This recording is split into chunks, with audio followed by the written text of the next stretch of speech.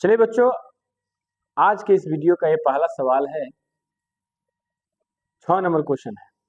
जानकारी के लिए मैं बता दूं कि 2025 के मैट्रिक एग्जाम में जो मैथ का पेपर हुआ था उसी का सब्जेक्टिव क्वेश्चन बनने वाला है।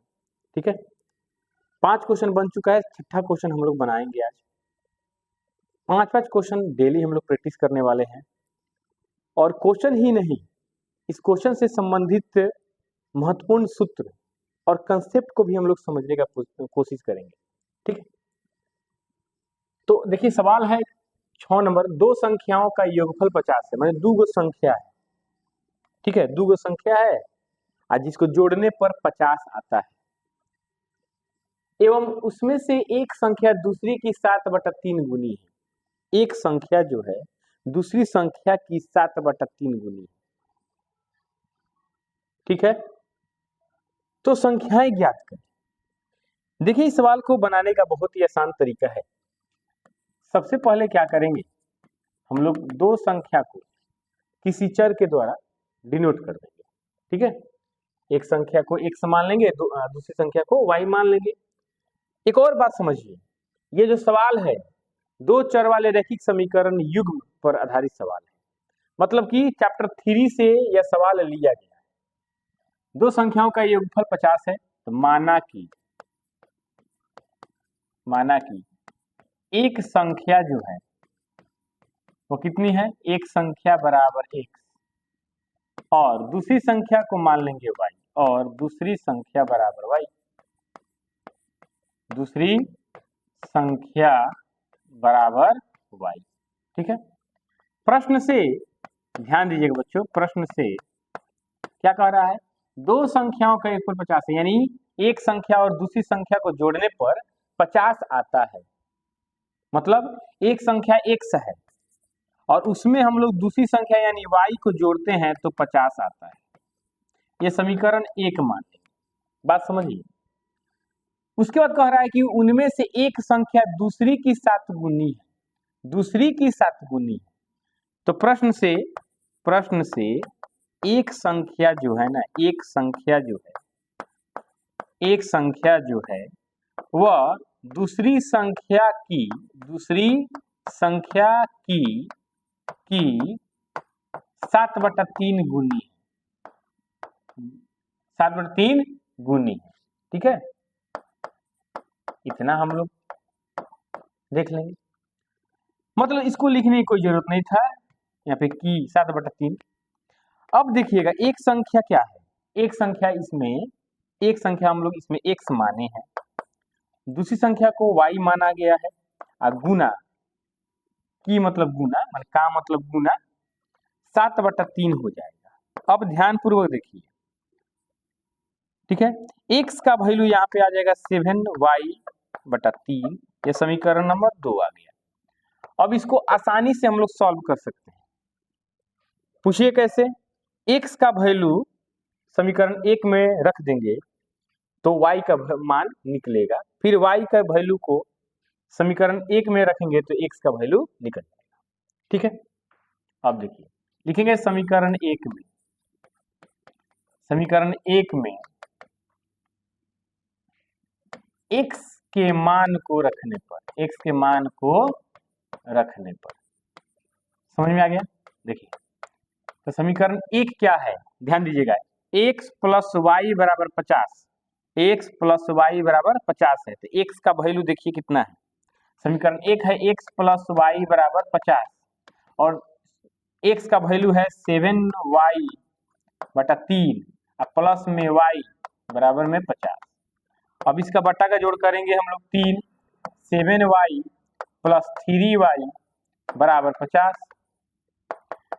7y में जोड़ेंगे 3y 10y बराबर में हो जाएगा 150, क्योंकि 3 से गुना हो जाएगा 50 में, और y का वैल्यू निकलेगा कितना, बोलिए 15 निकलेगा। y का वैल्यू कितना निकलेगा, 15। अब एक और चीज देखिए ध्यान पूर्वक, y के मान को समीकरण किस में रखेंगे, बोलिए समीकरण 1 में रख दो। y के मान को समीकरण 1 में रखो या समीकरण 2 में रखने पर। अब यह देखिए कि y का वैल्यू कितना आया हुआ है, 15 आया हुआ है, तो यानी यहाँ पर 15 रखेंगे। तो देखिए x का वैल्यू डायरेक्ट निकल जाएगा, 7 गुना 15 बटा में 3, 3 से 15 5 मरतबा कटेगा, x का वैल्यू हो जाएगा 35 और y का वैल्यू 15 हो जाएगा। क्लियर? तो इस तरीके से इस सवाल को बनाएंगे, बहुत ही इजी है, बहुत ही शानदार सवाल है। चलिए आगे बढ़ते हैं। सवाल, हाँ यह सवाल बहुत ही बेहतरीन किस्म का है। अब बेहतरीन इसलिए है क्योंकि यह ऊंचाई और दूरी से सवाल दिया गया है। ठीक है, 7 नंबर, एक 7 मीटर लंबी सीढ़ी दीवार के साथ 30 डिग्री का कोण बनाती है। दीवार पर उस बिंदु की ऊंचाई ज्ञात करें जहां सीढ़ी दीवार को स्पर्श करती है। ध्यानपूर्वक देखिए, मान के चलिए जो कि यह है आपका दीवार और यह है आपका जमीन। आज जमीन से एक सीढ़ी को हम लोग, मान के चलिए यहाँ पे सीढ़ी जो है, यहाँ पे ये सीढ़ी है, ठीक ना, ये सीढ़ी है और इसकी सीढ़ी की लंबाई जो है ना 7 मीटर दी गई है और यहाँ है इसका शीर्ष A, इसको मान दे, इसको B मान दे और इसको C मान दे। अब हमें निकालना है कि दीवार पर उस बिंदु की ऊंचाई ज्ञात करें, यानी AB का वैल्यू निकालना है। बहुत ही सिंपल सवाल है। देखिए सीढ़ी की लंबाई प्रश्न के अनुसार, देखिए सॉल्यूशन, देखिए माना कि AC सीढ़ी है, ठीक है, और AC की लंबाई जो है ना 7 मीटर है, चित्र के अनुसार देख लेंगे, ठीक है, और 7 मीटर लंबी सीढ़ी जो है, लंबी सीढ़ी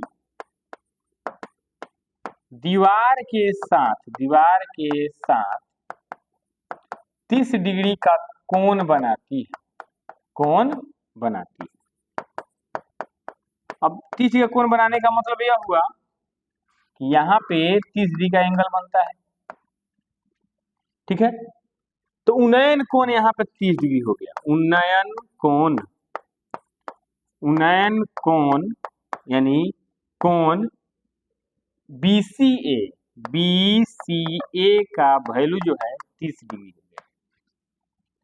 अच्छा एक बात बताइए, समकोण त्रिभुज में इसको क्या बोलते हैं? कर्ण बोलते हैं, इसको क्या बोलते हैं? लंब बोलते हैं, और इसको क्या बोलते हैं? आधार बोलते हैं, ठीक है। कर्ण दिया हुआ है, लंब निकालना है, आधार का कोई चर्चा नहीं है। तो आधार का जब कोई चर्चा नहीं हो तो आधार को बिल्कुल नहीं छुएंगे, ठीक है। लंब और कर्ण इन दोनों का चर्चा है। अब चर्चा इन दोनों का क्यों है, इसके पीछे कारण है, यह है कि सीढ़ी की लंबाई दी गई है 7 मीटर, तो सीढ़ी जो है ना तिरछा लगेगा तो कर्ण हो गया, और दीवार सीधा है तो यह लंब हो गया ना।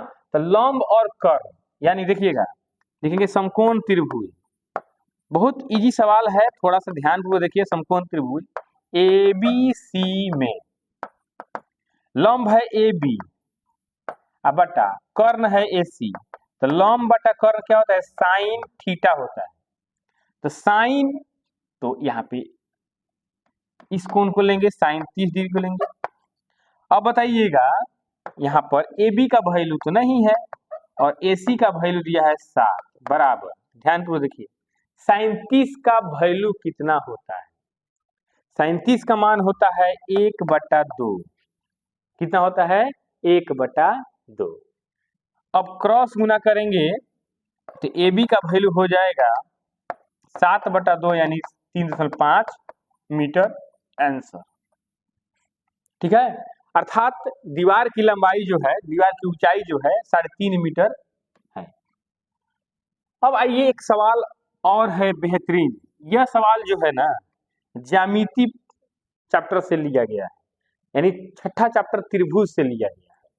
उसी में समांतर चतुर्भुज ABCD की भुजा AD के बड़े भाग पर E एक बिंदु है एवं BCD को F पर प्रतिच्छेद करता है, तो सिद्ध करें कि त्रिभुज ABE समरूप त्रिभुज CFB। देखिए इस सवाल को बनाने के लिए सबसे पहले हम लोग फिगर बनाएंगे। मान के चलिए कि यह जो है एक समांतर चतुर्भुज है, एक समांतर चतुर्भुज। इसमें कह क्या रहा है कि ABCD, AD के बड़े भाग A B C और D, AD के बड़े भाग पर, AD के बड़े भाग, AD का बड़े भाग पर एक E बिंदु है, E एक बिंदु है ना, जहां BE जो है CD को ध्यान दीजिए, CD को F पर छेद करती है। यह हो गया आपका फिगर। अब ध्यान को देखिए, समझिए, सिद्ध क्या करना है, ABE। तो ABE कहाँ है बच्चों, ABE मतलब जो है यह त्रिभुज, यह पूरा यह त्रिभुज। उसके बाद CFB कहाँ है, ध्यान दीजिएगा, CFB मतलब यह त्रिभुज। इन दोनों को समरूप सिद्ध कर देना है। अब कैसे समरूप सिद्ध होगा, ध्यान को देखिए। समांतर चतुर्भुज का गुण क्या होता है समझिए। समांतर चतुर्भुज का पहला गुण यह है कि इसके सम्मुख कोण क्या होते हैं, समान होते हैं। तो A के सामने C है तो यह समान होगा, B के सामने D है तो यह समान होगा। तो A और C ये दोनों बराबर कर लेंगे, ठीक ना, क्योंकि इस त्रिभुज में C हो रहा है, इस त्रिभुज में बड़ा त्रिभुज में A हो रहा है। उसके बाद देखिएगा AD BC के समांतर है, ध्यान दीजिएगा। तो जब AD BC के समांतर है तो AE भी BC के समांतर होगा। और अगर हम लोग BE को तिर्यक रेखा मान ले तो इस तरीके से, ध्यान दीजिएगा, इस तरीके से इसको तिर्यक रेखा मान ले, ऐसे से इसको तिर्यक रेखा ऐसे मान ले, तो यह कोण इस कोण के बराबर होगा अंतः एकांतर कोण होने के कारण, ठीक है। तो जब दो कोण बराबर हो जाए तो त्रिभुज जो है समरूप हो जाता है ए समरूपता के आधार पर। बोलिए, कोई दिक्कत नहीं। चलिए हम लिखते हैं, यहां पर दिया है, क्या दिया है समझिए। समांतर चतुर्भुज ABCD की भुजा AD के बड़े भाग पर E एक बिंदु है, ठीक है। देखिए बच्चों, कुछ भी समझ में नहीं आया तो प्रश्न को ही नोट कीजिए, दिया है। एवं BECD को F पर क्या करती है, प्रतिच्छेद करता है, ठीक है, प्रतिच्छेद करता है। इतना हो गया। अब सिद्ध करना है बच्चों, क्या सिद्ध करना है बताओ। सिद्ध करना है कि त्रिभुज ABE समरूप त्रिभुज CFB, ठीक है, ध्यान दीजिएगा। अब प्रमाण, त्रिभुज ABE एवं त्रिभुज CFB में क्या कह रहा है, कोण A बराबर कोण C, कोण A कोण C के बराबर होगा। क्यों लिखेंगे, समांतर चतुर्भुज की सम्मुख कोण बराबर होते हैं, इसलिए। अब देखिए, ये तो एक कोण बराबर हो गया। अब दूसरा कोण समझिएगा, त्रिभुज है CFB, यानी CFB का मतलब कोण FBC बराबर ABE, कोण BEA। क्यों, क्योंकि AE समांतर है BC के, इसलिए ये एकांतर कोण है, एकांतर कोण, एकांतर कोण। और कौन सा एकांतर कोण? अंतः एकांतर कोण भी लिख सकते हैं, कोई दिक्कत नहीं। तो बच्चों जब दो त्रिभुज में उनके दो संगत कोण बराबर हो जाए तो उसमें ए समरूपता लागू करते हैं। ए समरूपता से त्रिभुज ए बी ई जो है समरूप हो गया त्रिभुज सी एफ बी के। यही हो गया प्रूफ। बस इजी है, इसमें कोई कहीं से डाउट नहीं है। अब देखिए बच्चों अगला सवाल, ये तो बहुत इजी सवाल है मेरे प्यारे बच्चों। क्या कह रहा है? एबीसी एक समद्विबाहु समकोण त्रिभुज है। समद्विबाहु कहने का तात्पर्य है कि इसकी दो भुजाएं बराबर है, और समकोण कहने का तात्पर्य है कि इसकी एक कोण जो है समकोण यानी 90 डिग्री है। दोनों गुण इसमें है। तो मान के चलिए कि यह भुजा इस भुजा के बराबर है और 90 डिग्री भी है। यहाँ पर देखिए इसका नाम रख देते हैं, इसमें कौन सी समकोण है, तो यह समकोण हो गया।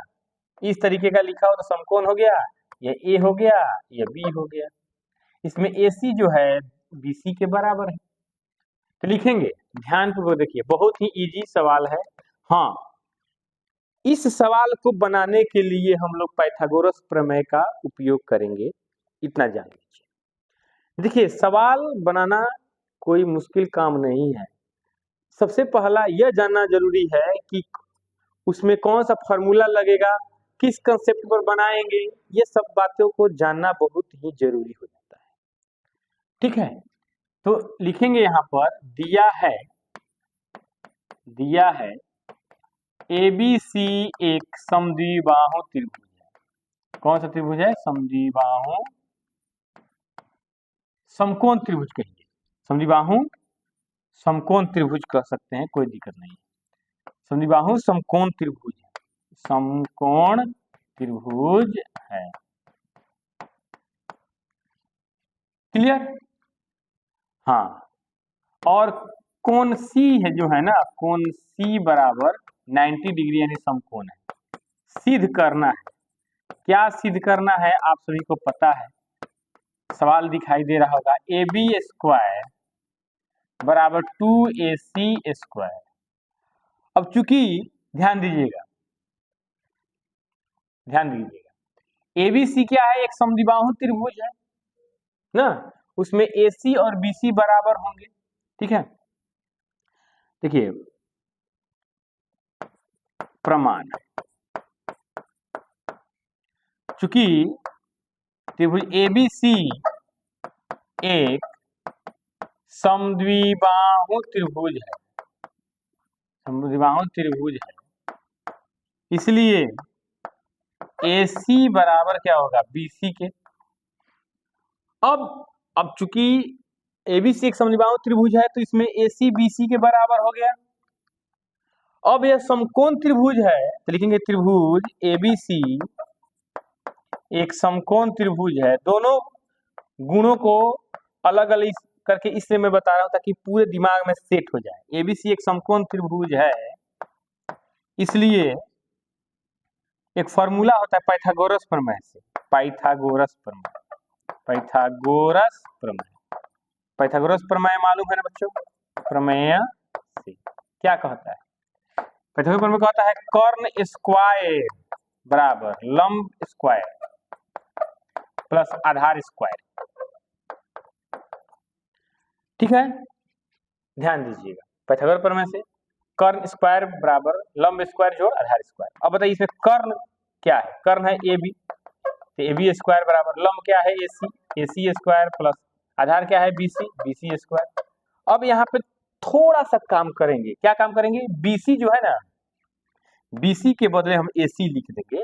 तो AB स्क्वायर बराबर AC स्क्वायर प्लस BC के बदले में AC लिखो, AC स्क्वायर। अब हो जाएगा AB स्क्वायर बराबर AC स्क्वायर प्लस AC का 2AC स्क्वायर हो जाएगा। यही प्रूव करना था। ये सवाल इस तरीके से ही बनेगा। क्लियर? और देखिए 10 नंबर क्वेश्चन बहुत ही इजी है, ध्यानपूर्वक देखिएगा, ये भी समझ जाइएगा कैसे बनता है।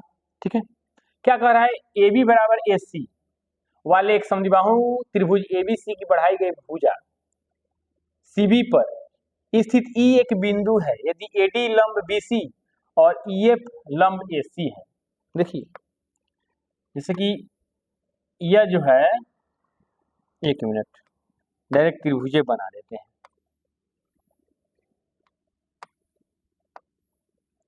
यह हो गया समद्विबाहु त्रिभुज हो गया। इसमें यह है ए बी सी, इसमें ए बी ए सी के बराबर। क्या कह रहा है? कह रहा है कि ए बी सी की बढ़ाई गई भुजा सीबी पर ई स्थित है। एक काम करते हैं, यहाँ पर इसको बढ़ा देते हैं, इसको बढ़ा देते हैं, यहाँ पर ई स्थित कर देते हैं। अब क्या कह रहा है? एडी लंब है बीसी के, एडी लंब है बीसी के, एडी लंब है बीसी के, ध्यान दीजिएगा बच्चों, थोड़ा सा ध्यान दीजिए। एडी लंब है बीसी के, ठीक है, एडी लंब है बीसी के, और एक और काम कह रहा है ईएफ लंब है एसी के, ईएफ लंब जो है एसी के। लंब होने का मतलब डी है या एफ है, तो कोण एफ और कोण डी, ध्यान दीजिएगा, कोण डी बराबर 90 डिग्री हो गया और कोण एफ बराबर भी 90 डिग्री हो गया। ये 2 पॉइंट याद रखिएगा। और एक और चीज है, ए बी सी एक समद्विबाहु त्रिभुज है, इसमें कोण बी बराबर कोण सी होगा, ये भी पॉइंट याद रखिएगा, ठीक है, इतना याद रखिए, ध्यानपूर्वक देखिए, लिखेंगे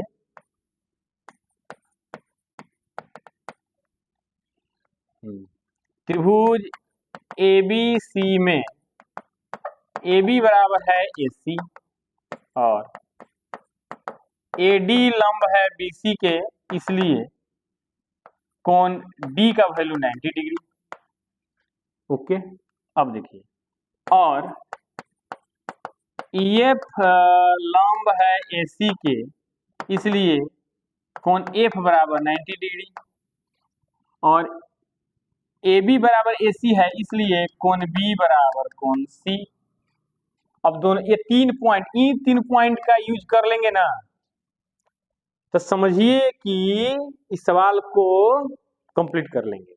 समझ लीजिए, त्रिभुज एबीसी में 2 भुजा बराबर है, जब जिस त्रिभुज में 2 भुजा बराबर हो तो एक नियम 9th में पढ़े हुइएगा, समान कोणों के सम्मुख भुजाएं, समान कोणों के सम्मुख भुजाएं क्या होती है? बराबर होती है, और समान भुजाओं के सम्मुख कोण क्या होते हैं? बराबर होते हैं। ये बात याद रखेंगे, ठीक है, बात समझ में बच्चों? चलिए, तो यह चीज जो है हम लोग इसका यूज करेंगे। देखिए ध्यानपूर्वक लिखेंगे, त्रिभुज ए बी डी एवं त्रिभुज ए बी डी एवं त्रिभुज ई सी एफ में, इसमें कोण डी बराबर कोण एफ के, देखिए यहाँ पे कोण डी भी 90 है, कोण एफ भी 90, इसलिए बराबर है 90 डिग्री। अब देखिए, ध्यान पूर्वक देखिए बच्चा लोग, कह क्या रहा है कि इस त्रिभुज में हमको तो ए बी डी लेके चलना है। देखिए इस त्रिभुज में कोण बी है और इस बड़ा वाला त्रिभुज में कोण सी है, तो कोण बी कोण सी के बराबर है, कोण बी कोण सी के बराबर है, तो लिखेंगे कोण बी बराबर कोण सी, ठीक है। यह है समद्विबाहु त्रिभुज के कोण, इसलिए ए समरूपता से, ध्यान दीजिएगा, समरूपता से त्रिभुज ए बी डी समरूप त्रिभुज ई एफ सी। अरे भाई मेरे इसको समझो, ये बड़ा वाला त्रिभुज में एक सी है, इस त्रिभुज में कोण बी है, कोण सी और कोण बी बराबर है, इसलिए बराबर हो जाएगा। तो जब 2 कोण बराबर हो जाए तो ए समरूपता से त्रिभुज क्या हो जाएगा? समरूप हो जाएगा, ठीक है। तो कैसा लगा आप लोग सुझाव दीजिएगा, ठीक है, प्रश्नों को सॉल्यूशन के साथ नोट कर लीजिएगा और इसके आधार पर सवाल को सॉल्व कीजिएगा, इसको बार बार समझिएगा। चलिए मिलते हैं कल के हम लोग वीडियो में, कल 11 से लेकर 15 तक हम लोग सॉल्व करेंगे क्वेश्चन को, और शुरू से लेकर अंत तक देखिए, 2 बार 3 बार भी देखिए ताकि आपके दिमाग में सेट